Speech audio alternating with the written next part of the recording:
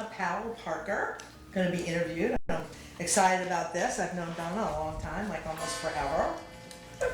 And Donna, where did y'all originate, and how did you come to be in Florida?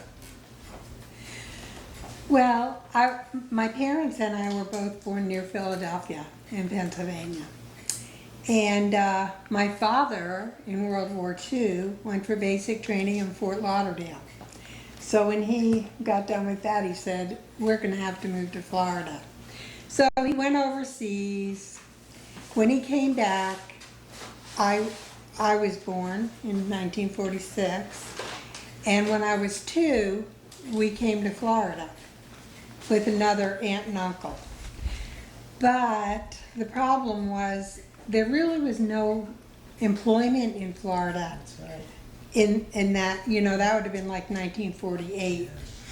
So it made my mother a little nervous. So she said, after we were here about 8 weeks, we also went over to Fort Lauderdale. She told my dad, we have to go back to Philadelphia. And when you can pay cash for a house, we'll come back to Florida. So that's what happened. We went back up there, and we came back to Florida in 1953. So that's the point where, they bought their home and they bought the Kingfish Sundry store at John's Pass. And how did that come about? First off, you moved into Azaleaville, right? Yes. And then how did they find that store, and why did they even think they wanted to have a little sundry store at John's Pass? I don't really know that. I just know that somehow they came across it. They liked the idea because when they went back to Pennsylvania, they had bought a really rundown grocery store, small grocery store, and they reinvented it and sold it, and they got enough cash to pay cash for a home in Florida. So I think because of that, they were interested in trying to do it again. And was it called Powell Sundry Store? No, it was called Kingfish Sundry Store. Oh, okay. Your sundry store was on the right or the left? Left. On the left, that's what I thought, okay. It was on the left, Okay. and then the Kingfish was immediately adjacent to it in the same building. Right, okay. And then behind it, it was like a dock all the way along the back of the building. I don't know if you call it a dock or a wharf or what you call it. It was maybe the size of a 2-car garage. Okay. It had like a counter in it for sodas and ice cream and things like that, with stools. And then they had an area with, inventory, whatever. Oh, like sundry kind of Right. sunscreen or? Yeah, Do we even some have sunscreen medication. there? I don't know, medication. I don't think No, sunscreen. probably I not think it was sunscreen. like baby Aspirin. oil and iodine. Something like that. Right. Now they served breakfast and lunch? Mm-hmm. They did. My mom used to go there at the wee hours in the morning, like 3:30 or 4 o'clock, and start serving breakfast, because a lot of the fishermen came there to eat. And I remember her talking about, she would give them a full breakfast with coffee and everything. It was about 17 cents. 17 cents. Crazy. Wow. And they made sodas, so she made sodas there too? Sodas, yeah, that's the part I liked. I used to go out and serve the sodas and make the ice cream cones and things like that. And did you work there like in the summer, or just kind of hang out? Oh, just once in a while they'd take me out there with them, So I met some of the kids that lived in the area, and I remember the trailer park across the road. It had like the shell surface that you walked on, the white shell, and it was kind of shaded, and there were mobile homes in there, and there was a girl, I can't remember her name, and we used to go to her mobile home and play cards and things like that. And then I remember Charlie Rice. He would visit with me once in a while, and we'd walk around the back of the building and sit out on that dock, And just kind of hang out? Yeah, just kind of hang out. It was very beautiful. It was, wasn't it? Yeah. Mm-hmm. Remember it being quiet and Right. Everybody was kind of relaxed. And a lot of fishermen would kind of hang out in that area? Kind of in Oh and yeah, out? there were a lot of fishermen out there. So my mother was there every morning making breakfasts. And then coming from Philadelphia, she had worked in a lot of the hoagie shops up there when she was younger. So she served hoagies. She made meatball sandwiches and served hoagies. So she did the same thing when they bought the Chills There Bar. you go. She made the recipes, and people used to come there, because of The that. hoagies. So what years do you think the Kingfish Sundry store, your family store, what years do you think that was I there? think they were there probably from 53 until about 55. And do you know why they sold it? Because they wanted to buy another shop, or Yeah, they wanted to buy Chills. because they wanted to buy Chills? And do you know why? How they kind of heard about that, or why they wanted to leave I John's think Pass? I think my dad probably went to Chills. My parents Oh, probably okay. went there because back then, our family was like largely German, a little bit of British, but the Germans always went to like the beer gardens and Okay. things. So they either were at the kitchen table and they'd all gather at one house, or they went out. And so they enjoyed Jill's. There was a lot of activity They wanted there. yeah. They had all the, bowling games and what a shuffleboard they called it. Yeah, they did. Yeah. They were fun. And so, and a lot of young people went there. My parents were young at the time. A lot of the Stetson students, when my parents owned it and my aunts and uncles, a lot of them came to chill. So there were a lot of fun people that went there. And probably JC as well, wouldn't you think? Oh yeah, Yeah. yeah, Probably yeah. hang out, because it was when it turned into Heidi's, that's for sure. yeah. So you think they bought that around 55, 56, Chills? Mm-hmm. And then how long did they have that?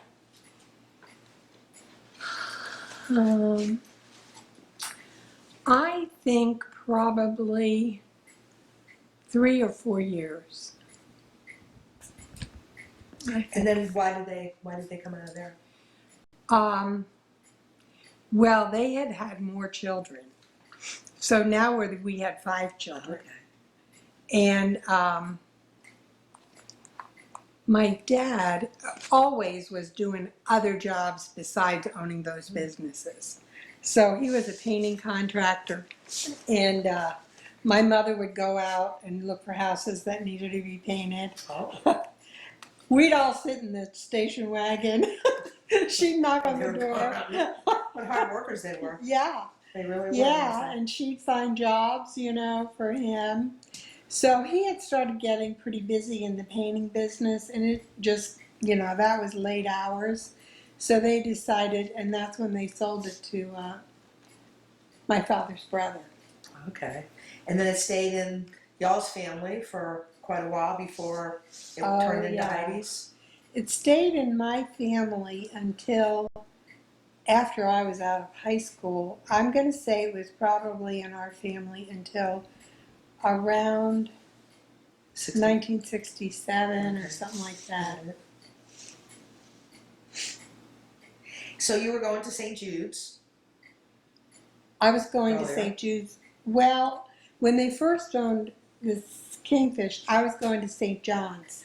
Oh, okay. St. Jude's wasn't built yet, so second grade I went to St. John's. Okay, and then when St. Jude's was built, you started there that Yes. first year, didn't you? Mm-hmm. And then you were in St. Jude's, and then where did you go on to St. Paul's? No, you went to Bogey, right? I did go to St. Paul's You went for to 2 St. Paul's. years. Okay. That was an all-girls high school. Okay, so Monsignor Trainer was there. He was father trainer then. father trainer. That's right. He did become a Monsignor, didn't he? Yeah. And who was the Monsignor at St. Jude's? Meehan. Father Meehan. Did you get whacked a few times in the No, knuckles? both of us started at St. Jude's the first year the school was built. I was a year Yeah. ahead, but yeah, so y'all know you knew Monsignor Meehan, that's for sure. Yeah. I never got whacked. Did you get whacked? Oh no, and I was pretty I guess, precocious. Like I remember one day I went up to him in the parking lot. We were sitting outside waiting for Mass to go in, and he comes walking across the parking lot. And a big thing had all come up then about smoking, you know. So I go running up to him, you know. Hi, how are you? Follow me in. Oh, you know, he's talking to me in his Irish brogue. I said, I want to ask you a question. I'm trying to figure it out. No. Is it a sin to smoke? He was smoking. He was Oh, a smoker. yeah, he was That's right, smoking. I forgot. And they had started talking about sin, you know, about smoking Right. and how it was bad for you. So I thought, I'm going to ask him. So you did this to kind of get him a little bit, right? I Or were think- you really curious? I think I Okay. might have like wanted to mess with him a little bit. And your principal, what was her name? Sister Anne Anne Noreen. Noreen. Now she was a bear. So Oh my so God. then you went to St. Paul's for a couple of years, and then you went to Bogey. Yes. Okay, and at what point in time you worked at the A&W root beer stand on Treasure Island? I did. And when was that? That was around 1965. I was at junior college at the time. Okay. And how did you get that job, and why did you decide to work there at the A&W root beer?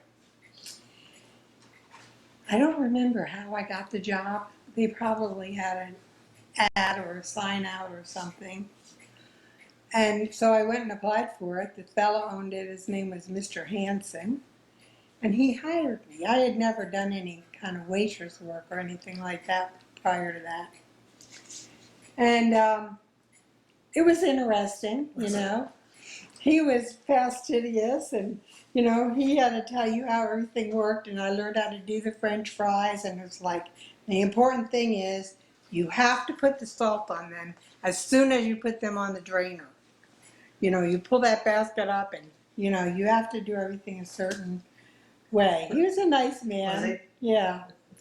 Yeah, and it was a clean place. But that curb hopping, you know, didn't really work that well for me. No. Do you have any pictures of the old place? I don't think so. Shoot. And so that A&W where you work now, that's the R Bar. It is. Right. And it really still looks like a drive-in, doesn't it? It does. It does, doesn't it? Yeah. Yeah, absolutely. And how long did you work there, do you think? I think I only worked there 3 or 4 months. Okay. And why did you leave? Any special reason? Okay. You have your blah, reason, blah. but you don't want to talk about it? I'll tell ya. We'll edit this out. Well, I don't know. It might be X-rated.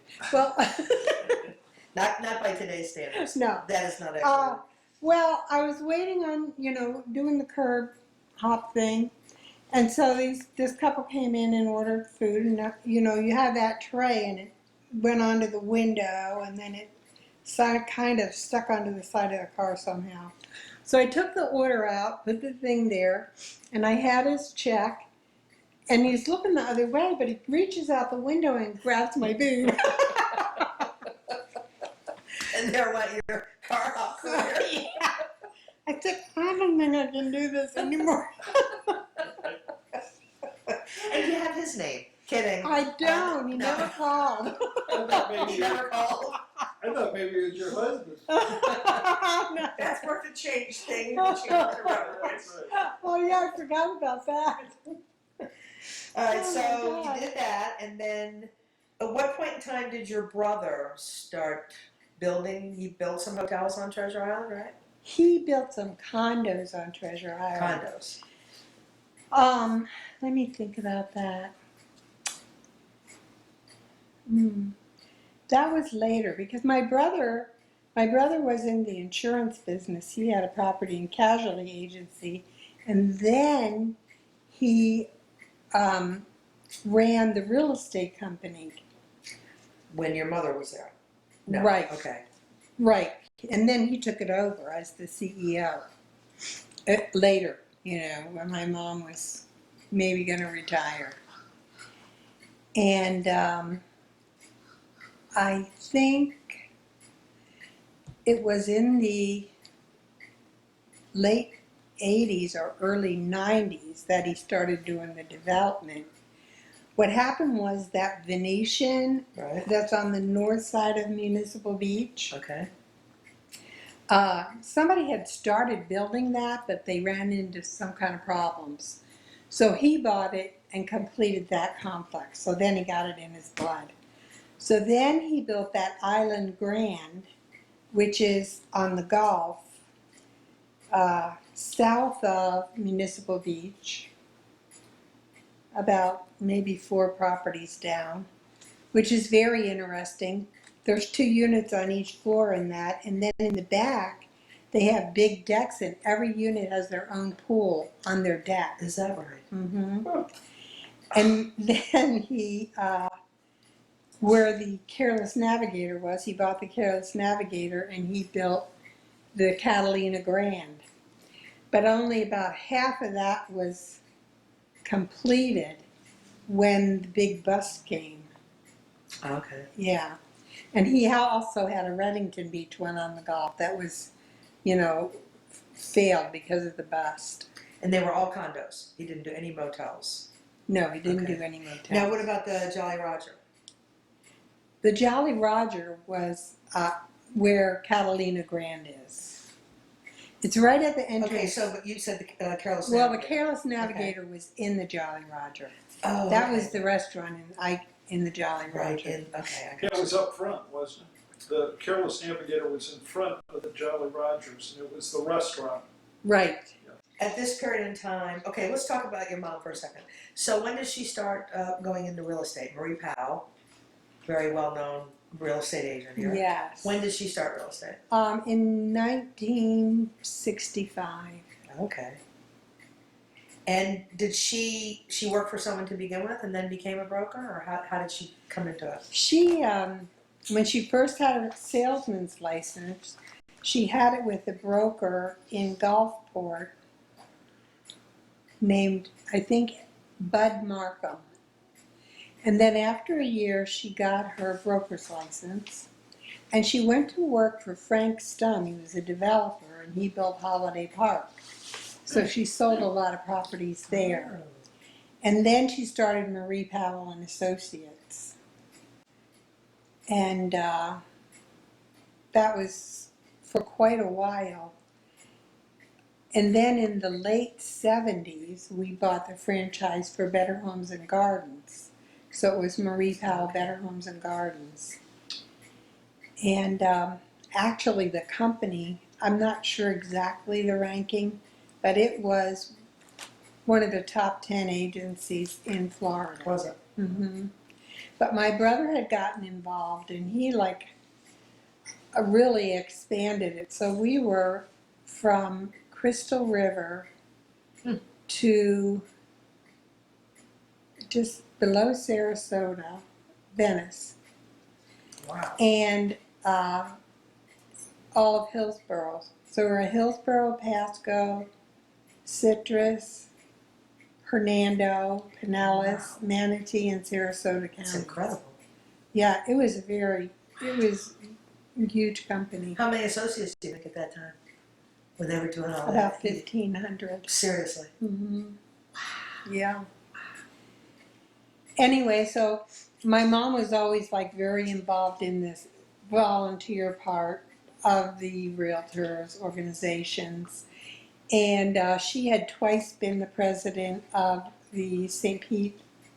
Petersburg Board of Realtors, Okay. which is now Pinellas Realtor Okay. Organization.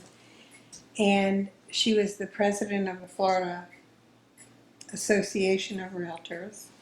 And she became the chairman of the Florida Real Estate Commission. She was Wow. appointed to that. And that was a lot of work. Sounds like. I used to go, Mom, because I'd go into her office and there would be files, stacked up of all these cases and complaints. But they say that she changed the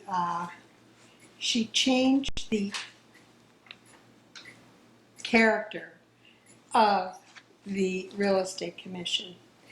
Because, they used to have complaints that were really kind of silly.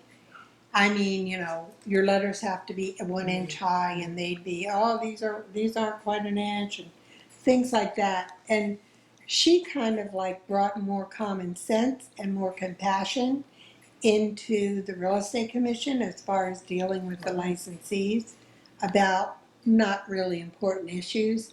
And people would be having like nervous breakdowns about them. So she changed that quite a bit. So that She was made a a good difference. She thing. made a big difference. Yeah, she did. Now, were you working at ECI then? When all this was going on? When were you at ECI? Well, I was at ECI, I think let me think. 1965, Okay. part of 66. So right about the time your mom went into real estate. Mm-hmm. Okay. And then I went to work for the company right after that. First of all, before I was 21, I worked there. I did accounting and Oh, okay. secretarial work. And then I was married, but I got divorced. And I had this great epiphany that I better figure out how to make a living. That's the old epiphany. Because nobody's going to take care of you. No child support is going to come in the mail. So I thought, I'm going to have to get my real estate license, you know. And so I got my real estate license, and I've been selling real estate ever since. Right? Yeah. And did she ever have an office out here on the beach? She did. She had one on St. Pete Beach, and she had Treasure Island.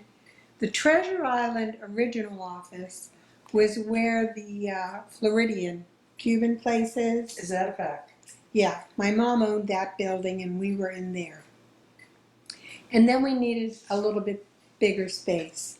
So she rented that, and we moved next door to the office that's right there on the point of the road in front of the A&W. Okay. And then we acquired, there was a company out here, David Gibson and Associates. Remember Dave I Gibson? know. Well, he had an office in the complex across, like next to Quarterdeck. Okay. And so we acquired his company and we moved over to that side of the road. Wow. So we were out here for a long time.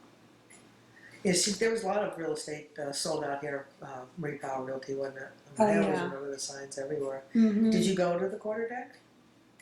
Sure. We all did. Let's see, I was going there in the 60s. And where else did you go, Donna? Especially Treasure Island. Well, I went to the Thunderbird. I went to the Grog Shop. Let me think. And then around that same time is when we were talking about Mickey's, when you started going to Mickey's? Kind of that same frame, or Mickey's was later? Oh, Mickey's was earlier. Oh, Mickey's was earlier. Well, when I started going to Mickey's, Well, yeah, right. I was about 10. Okay. and what were you doing in Mickey's Bar and Restaurant at 10 years old? I was impersonating Marilyn Monroe, and Debbie was Jane Russell. So you had something about diamonds or a girl's best friend. That's right. We would get up on the stage and Where was Mickey's? on Pasadena Avenue. It turned into a Chinese place, but it was Okay. Mickey's up until then. Yeah. It's still there. It's still for sale. Isn't Yeah. It? I Yeah, heard half the boat is gone. yeah, that's sad. Yeah. So tell us about the interior of Mickey's because you remember it well. Well, you know, on the left when you went in, there was a dining room. It was just basic tables and chairs with red and white checkered tablecloths. And that's where you entertained in that room. No, no, no. Oh, you entertained in the In the bar. lounge. It was a lounge lady. So when you would go into the bar, talk about how that looked. Okay, well, the bar, it had actually a boat in it. I don't know how long it was, probably 35 feet or something like that. And inside was where the bartender was. And the keel was at the front. I think that's what it's called. And it just went down to the back, and then just on the left side there were booths with little cocktail tables for people to sit at. And up front here there was a tiny little stage with a piano. Excuse me. And I can't figure this thing out. So that's where you'd be entertaining in the That's in where the we would lounge. be entertaining. Yeah. And then in the dining room where they had the table and chairs, they had a little room in the corner that was enclosed with glass. Yeah. And he had a projector in there, and he would play cartoons on the projector for the kids, different shows for the kids. And the owners were Dolly and Mickey Vassler, I think Was their that their name name? was. Okay. And they were married. They were married. And then And they had a then- friend Sully who worked Yeah, there as well. he was right? the three of them, bartender. right? Mm-hmm. Yeah. He was a New Yorker. He had a very strong New He did. York accent. So, so as far as the Treasure Island, that was pretty much kind of what you. I was just thinking, what else was out here in those days to go to? It was kind of that was it. Kind of the quarter deck was kind of the big cheese, wasn't it? It was. Mm-hmm. And then how about here on Sunset? Did you ever hang out in these places on Sunset? Not so much. The Red Barn, you know, that was kind of like A little bikerish. scary. What, you're wearing a biker? No, I don't know. There Bikers was and drug something. dealers, right? There was something intimidating about it, It you was, know. you're right. So I never went there.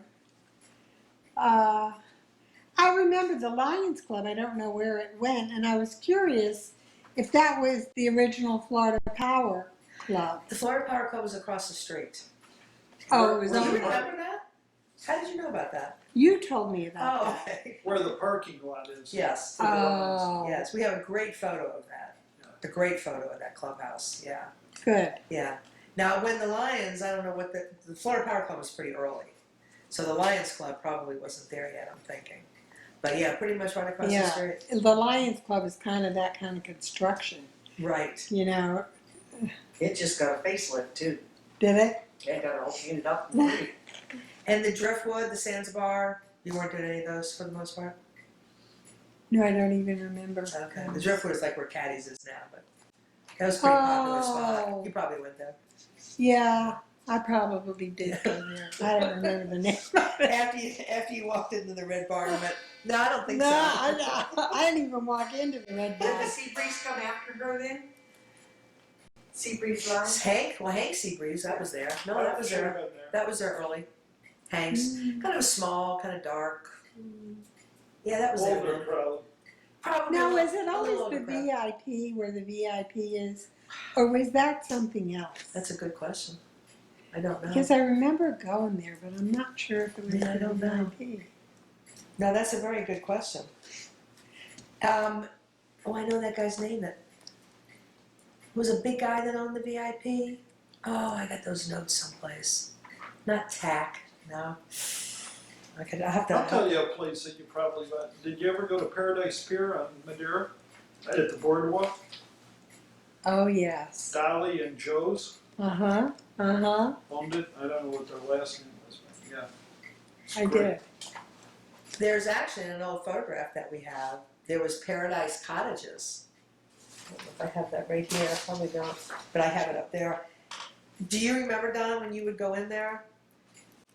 The boat would come in and bring the seafood that you would eat. Do you remember that?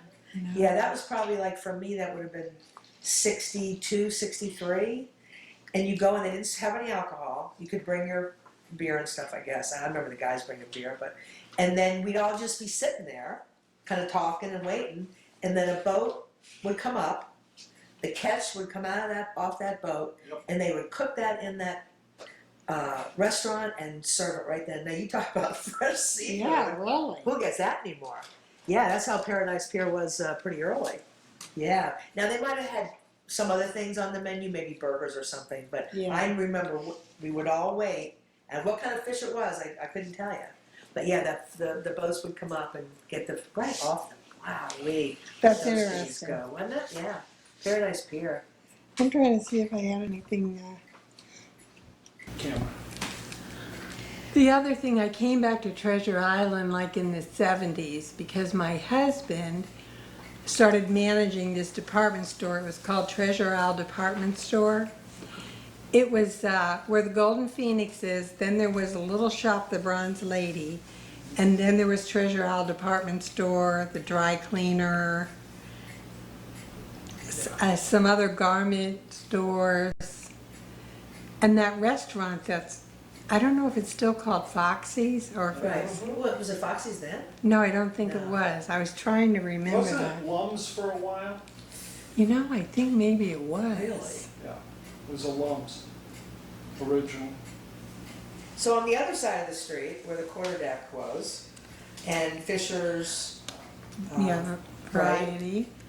you thought that Ken Dowdy's wife had a shop, Beverly I think her Dowdy? name was Beverly. That was his second wife, and I think she opened that Annabelle's in in Corey Avenue. But I can't remember for sure what the name of the shop was, that if it was Annabelle's here also. And then there was a great little bakery on that side of the street, like right next to the bank. Ken's, wasn't it Ken's Bakery? I don't know the name of it. I was trying to think of that. And how about, you had did some of the dances, didn't you, on Treasure Island in St. Pete Beach? Oh, yeah. Of course you did. Well, we must have been really well made in those days. Because they used to have those dances at the municipal beach on that concrete That slab concrete out there in the slab, you're sun. And we would dance the whole Sunday afternoon. I don't know how we did it. And they would have And no live such bands. thing, right. Yeah, Well, the like Impacts played there. You know yeah, that, yeah. And then, of course, the ones in the old, what's it called? It's the city hall now. Right. The old auditorium. Yeah, the old That auditorium. was Suntan. Wasn't that the Suntan on Treasure Island? No, Suntan was on Is that St. Pete Beach. Okay. I'm not sure what we called the Treasure Island one other than, I think it was called the auditorium, it's what turned into the public works place when they moved out of there and moved the. When they had the dances, it was called the auditorium? I think so. Now, what about, the Impacts talked about a, kind of a teen place called, I think, Carnival. Do you remember something like that? It sounds like it's where Lenny's Bike Shop is now, over by the Winn-Dixie, and the Fun Center was there, the St. Pete Beach Fun Center. I don't think- remember okay, that. I didn't either. They said they played there maybe for one summer or one, okay. Hmm. So you did the ones on Treasure Island, the dances? Oh, yes. They were when I was in high school. Okay. And did they charge for that? Was there, how'd that work? You know, I don't think they did. Really? Right. I think they charged for the one in the auditorium, but not the one on the beach. Okay. Oh, no, the municipal beach didn't charge. Right. Yeah, no, that was, yeah. Okay, so your mother had a husband, and did he have the yacht on the Isle of Capri? He had a yacht on the Isle of Capri. It was called the Apex. And I read an article, 2 articles, and one says 55 feet and one says 60 feet, but whatever. It was a pretty It big was a boat. yacht. So what happened, I sent you a link to an article about it. That famous Gene Holloway that owned the Seawolf restaurant and everything, he had called about being interested in buying the yacht. So he came and got the yacht, and he was taking it supposedly to have it surveyed and checked out and things like that. I did see in the newspaper he had taken out like a $16 million life insurance policy. So he took this yacht from my mother and Sully's house, and they kept waiting for him to come back, you know, but he didn't show up. So the next thing, there was a report that he tripped on a hatch on the deck and fell overboard somewhere down near Key West, and he was lost at sea. And I think that life insurance policy was payable, beneficiary was a Cayman Island corporation.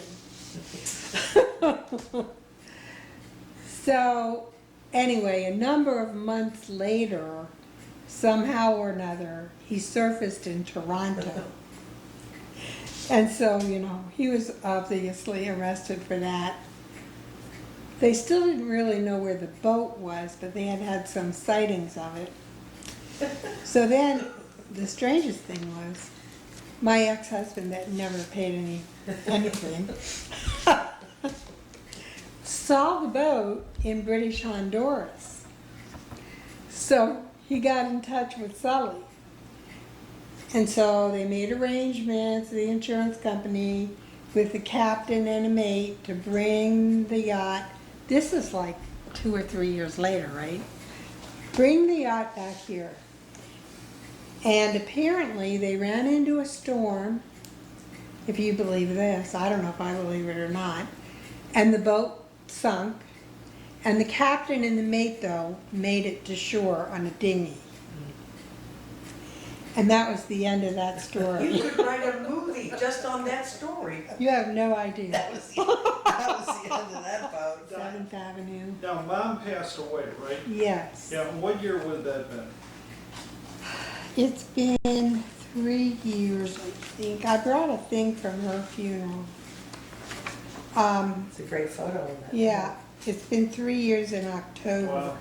In October. It was 2 years this past October, Wow. so it's 2.5. Yeah. But, Yeah. Oh, I'm sorry.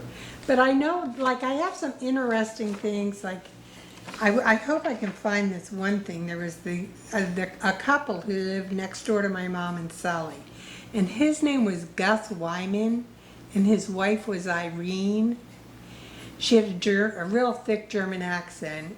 They lived out on Capri? next- Yes, they lived on 4th Street at the very end. No, I know, I remember the house. And anyway, he was in the military, but she was from Germany. And after she passed away, his nephew had written a letter to my mother about her. And it was fascinating. Really? Because she had been a spy during World War II. And he went into all these details, but she was working against the regime in Germany, more or less. So I was like, oh my God, it was very interesting. Wow. I found the one nephew's phone number in Virginia, and I put a call into him. Oh, good. Because I'd love to get that information. I Good, think that's good. really interesting. I remember this. The bank on Treasure Island got robbed. The perpetrator was Billy Search. He lived in Azalea. Do you remember him? Oh, Anyway, it wasn't a Okay. very good plan because they put the bridges up. So that was the end of that. Oh my gosh. That was a long time ago. That was probably in the 70s. So he got caught, I guess, they caught him. Yeah, Yeah. so they just put the bridges up. All right, so I'm wondering if this was Guarantee Federal, It probably right? was. 'Cause That's, that might have been the only bank that that was out sounds here. right, And that's the Guarantee round Federal. building. I think so. Because we interviewed someone a couple of days ago, and she talked about the Guarantee Federal Bank. Now, what was where Bank of America is? Bank of America was South Pasadena. Isn't there a No? bank? The one here. Bank, No, oh, that's- Bank of America, okay. It used to be the Bank of Treasure Island. See, that might have Oh, been, maybe that was it. because that was the, I think That was that's the first older. bank, Yeah, because it was right next door to the bakery. yeah. I remember the The bakery. bakery. Yeah, she said Guarantee Federal was like in '59. I was trying to remember what that was, that circle building. Guaranteed. That was a Federal. dentist office. Oh, okay. Okay. Wow. Well, you sure have given us a lot of information. Oh my I knew this would goodness, be a fun interview. I'll be back. This is Andrew and my mom. That's What a cute picture. That's Evelyn's husband now. My mom went with Andrew after Sully had passed away and his wife had passed away. And then he married, after my mom passed away, he married Evelyn. And he married Evelyn Cutler, who she's coming next. And he was the head of Florida Power. Good. Well, thank you, Donna, Well, you're for coming and welcome. sharing all these memories with us. We really appreciate it. We hope you enjoyed the history and the tales of Treasure Island. There's more to come. We have over 57 hours of the Tales of Treasure Island. So as soon as we can get them to you, we will. Thanks for watching Tales of Treasure Island.